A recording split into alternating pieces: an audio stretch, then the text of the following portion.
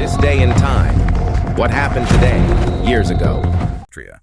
This is the date the final act of the Congress of Vienna was signed. And what's kind of wild about this timing, which the sources definitely highlight, is that Napoleon is still out there. Yeah, he's back from Elba. He hasn't been finally defeated yet. Waterloo is still, 9 days away? But the powers of Europe are already in Vienna, basically redrawing the map of the continent. Precisely. After Napoleon's first defeat in exile, the major European powers got together in Vienna. Their main goal: restore order to a continent that had been completely turned upside down by decades of, French Revolutionary and Napoleonic wars. The idea was basically to turn back the clock. Before Napoleon. Exactly. To a pre-Napoleonic world as much as possible. And the sources detailed the big outcomes. France was shrunk down, the monarchies Napoleon had kicked out were put back on their thrones, and territories all over Europe were divided up and rearranged specifically to stop any one power getting too strong again. This is where that whole concept of a deliberate balance of power really starts to take shape as actual policy. Exactly right. And the analysis provided points out something paradoxical. While the Congress did manage to create a period of relative stability, it lasted almost 100 years, more or less. Which is significant. It is. But by actively trying to suppress all those democratic and nationalist movements that had been bubbling up. Stirred up by the French Revolution and Napoleon. Yes. By suppressing those, the Congress of Vienna, maybe without meaning to, actually lit the fuse for future revolutions and conflicts later on. So the face of power here is what? Power imposing order.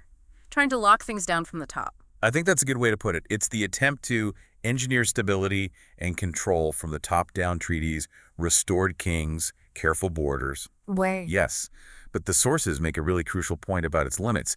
You can redraw the map, but you can't ultimately control the spirit or the hopes of the people. Right. What's fascinating is how this big exercise in creating lasting stability actually, inadvertently created the conditions for future instability. It's a powerful example of state action, sure, but with really complex and unintended long-term effects. Okay, so from power trying to impose order from the outside, let's jump way, way back in time. A totally different era, a sudden event that shows something about power's internal weakness. June 10th or 11th, 333 BC. Yes, the death of Alexander the Great. In Babylon, he was only 32, at the absolute peak of his power. And the sources call him the greatest conqueror. Well, he certainly built a massive empire incredibly fast. Colossal, really. Yeah. But the material you provided zeroes in on the critical problem when he died.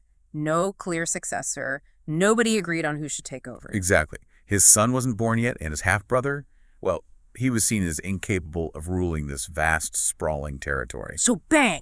An immediate, catastrophic power vacuum right at the top. Right at the very pinnacle. And the direct result, as the sources clearly state, was that his huge empire was basically torn apart by his top generals, the Diadochi, they're called. Right. Which led to decades of just brutal civil wars, fighting over the pieces of Alexander's legacy. So Alexander, he symbolized this incredible personal ambition, power totally centralized in him, but his death just starkly shows how vulnerable that is. Absolutely. The lesson here, drawn right from the sources, is that when power is almost entirely concentrated in one person, it's inherently fragile. It's tied directly to that single person's life and health. Yeah. It really raises that crucial question for any power structure. What happens when the ultimate authority figure, the keystone of the whole thing, is suddenly gone without a clear succession plan? It just highlights the extreme fragility of individual power, especially absolute power, without strong institutions to manage a transition. Speaking of absolute power, our next date, June 11th, 1937, takes us somewhere much, much darker. Yeah, we shift to Moscow and the chilling start of the most intense phase of Stalin's Great Purge, the specific trigger mentioned in the material, the trial and execution of Marshal Tukhachevsky and other senior military leaders. Right on the date. And the sources make it absolutely terrifyingly clear this wasn't just about the military top brass. This event was like the signal flare. It was the signal, exactly. Yeah. The signal for the purge to spread like a disease through Soviet society. Oh, yeah. The material describes its terrifying reach. Yeah. Intellectuals, workers, peasants, even loyal party members. That phrase you included from the source is just unforgettable. No one was safe. Just the methods described. Show trials, signed execution lists, systematically making everyone afraid all the time. The gulag labor camps becoming, as the sources put it, a paradise of silence. Chilling. The analysis presented on what kind of power this is. It's stark. It's a state running on pure suspicion. where loyalty itself could be twisted into treason, where power doesn't need any reason or logic to just eliminate whoever it perceives as a threat, however vaguely. Is power eating itself? It really is. Yeah. Connecting it to the bigger picture of power dynamics, Okay. it's a horrifying example of power not just controlling, but consuming itself and the society it governs through paranoia, arbitrary violence, and just absolute terror. Okay, from that horrifying internal power, let's circle back to Napoleon, but a different moment. The one that really marked the beginning of his big downfall, June 12th, 1812. Right. This is the date. Going by the Russian calendar, it was June 24th in the west when Napoleon's Grande Armée crossed the Niemen River, starting his disastrous invasion of Russia. And the sheer scale the sources mention is it's almost hard to grasp. Over 600,000 soldiers. The largest army Europe had ever seen up to that point. Marching into Russia, totally confident, expecting a quick win. Napoleon definitely expected a short campaign. Win a big decisive battle, force the Tsar to negotiate. But the Russians, well, as the material details, they didn't play his game. No. Not really. They mostly retreated, pulling him deeper in and using that devastating scorched earth strategy, burning supplies, villages, anything the invaders could use, even Moscow itself. They burned Moscow rather than let him have it intact. And the result for Napoleon, as the sources detail, was just catastrophic. Utterly. His massive army got trapped. By the sheer size of Russia, the brutal winter, no supplies because of scorched earth, disease, and constant attacks from Russian forces. By the time they retreated, the sources estimate maybe only tens of thousands survived out of that original huge army. So the lesson here, according to the analysis in your sources, it's profound, isn't it? It really is. Napoleon wasn't ultimately beaten by, better generals or weapons in one big fight. He was beaten because he completely misjudged the will, the endurance, the willingness to sacrifice of the Russian people and their leadership. Right. And here's where it gets really interesting. Military power, even on that unbelievable scale, isn't always the deciding factor when it hits determined national resolve, that deep-seated willingness to endure anything for sovereignty. It's the face of power misjudging will. Okay, shifting gears dramatically now. From that grand scale of armies and national will, let's look at how power works differently specifically, how state power gets limited to protect the individual. June 13th, 1966. Right, this takes us to a landmark legal event in the U.S., the Supreme Court ruling in Miranda v. Arizona. The sources correctly call this a major milestone for protecting individual rights within the American justice system. And the direct result, the thing everyone knows, was the Miranda warning. Exactly. It established that criminal suspects, once they're arrested, have to be explicitly told their constitutional rights before any questioning starts. And the specific rights listed in the sources. The right to remain silent. Right. The right to have an attorney present during questioning. And the right against self-incrimination. The right not to be forced to testify against yourself. These are the lines we've all heard a million times in movies and TV shows. They're almost part of pop culture. They are, and that cultural familiarity is noted. But the core principle is the really important part.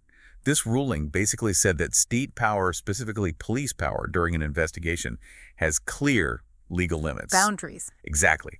Boundaries designed to protect the fundamental constitutional rights of citizens, even people accused of serious crimes, making sure they aren't coerced or just unaware of their protections. So this date shows a face of power that's deliberately constrained by law to protect the individual citizen from the state, potentially going too far. It shows the power of the legal system to check other kinds of power. Absolutely. A really crucial principle for any society that aims to uphold the rule of law and individual freedom. Okay, let's move to another critical moment from the 20th century. June 14th, 1940. We're deep in World War II now.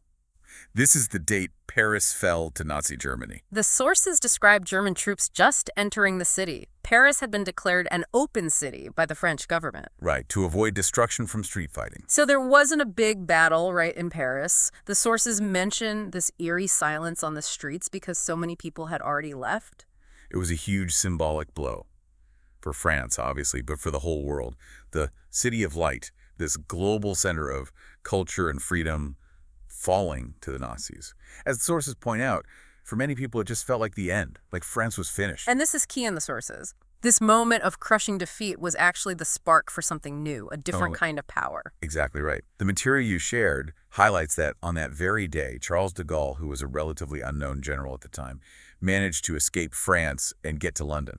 And from there, He started the massive task of organizing the Free French government and rallying resistance, both inside occupied France and among the French who'd escaped.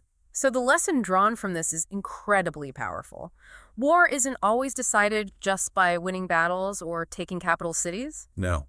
Sometimes it's about the ability to rise up from defeat, to keep the will alive, to spark resistance, even when everything looks absolutely hopeless. This event shows power isn't just about holding ground or having the biggest army at one specific moment. Precisely.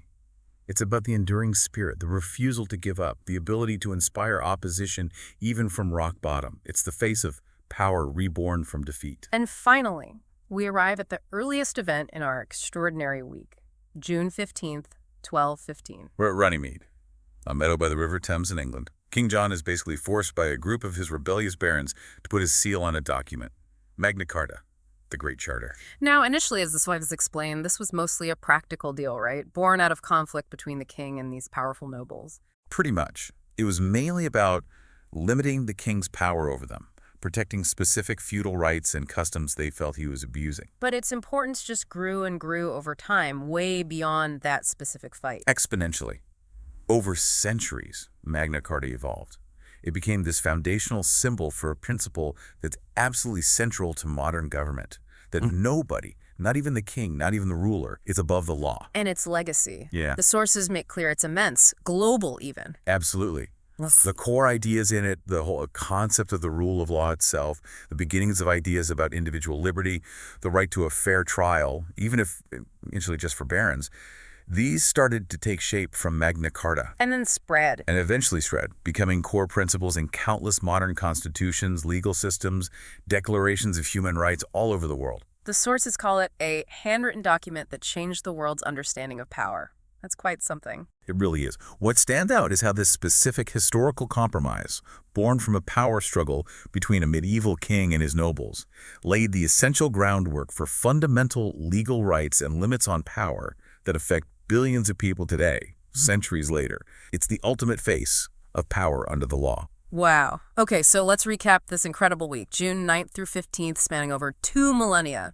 We've seen Magna Carta saying power is under the law. Foundational. Alexander's death, showing how fragile power is when it's all in one person. The fragility, yes. The Congress of Vienna trying to impose order, but maybe causing future problems. Imposing order with limits. Napoleon in Russia, showing the limits of military might against national will. Misjudging will. Stalin's purge as the absolute terror of unchecked paranoid power. The terror aspect. Miranda v. Arizona, showing how state power is limited to protect rights. Power bounded by law. And the fall of Paris, showing power can actually be reborn from total defeat. Reborn from defeat, exactly. Yes. 7 dramatic events, 7 really distinct, powerful facets of how power operates. The synthesis in the sources just captures these lessons so well.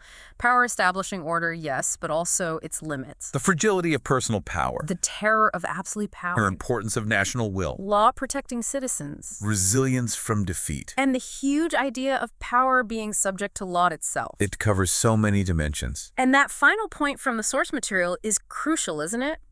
This isn't just random history dates. These are moments of real consequence, moments of destiny. And the fact they cluster in this specific week, June 9th to 15th, the material suggests that's not just random. It's like a fascinating window into these recurring patterns of power in human history. It really is a powerful reminder. Yeah. If you look closely enough, probably any day on the calendar holds pivotal moments for some era, somewhere. But this concentration is striking. And understanding these different faces of power, how it's gained, used, lost, challenged, transformed it, really helps us see how it operates not just in history books, but right now, in our own time, shaping the world around us in really profound ways. So, maybe something to think about. As you go through your own week, whatever the date is, what faces of power do you notice? Shaping your world, influencing decisions big or small, maybe even impacting your own life and choices. That's a good question to ask. We really hope diving into this remarkable week, guided by your source material, has given you some new perspective on just how complex and multifaceted power really is. Thank you so much for sharing the sources that made this deep dive possible. We definitely encourage you to explore more about these incredible events and this enduring, fascinating concept of power itself. Thanks for watching. Like, subscribe, and ring that bell for more history daily.